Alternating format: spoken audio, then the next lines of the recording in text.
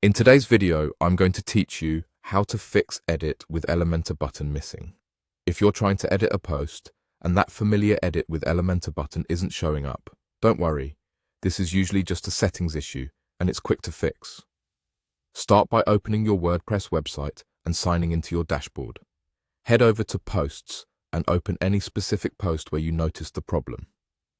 You'll see that the Edit with Elementor option isn't available for that post, which confirms what we're here to fix. The post is fine. Elementor just isn't enabled for that type of content yet. Next, go to the Elementor settings in your dashboard.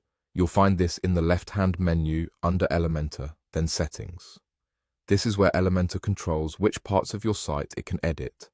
Once you're in the settings, look for the section labeled Post Types. Depending on your version, this might be on the General tab, but the wording will be similar. In the Post Types list, you'll see checkboxes for different content types on your site, like pages and posts. The reason the button is missing is that Posts likely isn't enabled here. Simply enable the option for Posts by checking the box next to it. If you plan to use Elementor on other types of content, like a custom post type you've created, you can enable those as well. This doesn't change your content. It just tells Elementor it's allowed to provide the editor for those areas.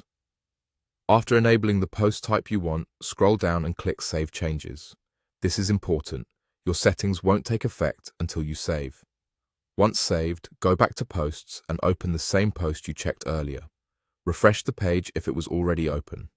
You should now see the Edit with Elementor button available for that post, just like it appears on your pages. That's all there is to it. The missing button wasn't a bug. It was a permissions preference inside Elementor that needed to be switched on for posts.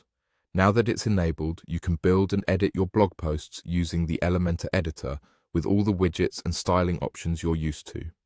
If you ever work with new post types in the future, remember to return to Elementor settings and enable them the same way. And if you change themes or update plugins, it's a good habit to double-check these settings if something looks different. Thanks for watching, and enjoy designing your posts with Elementor.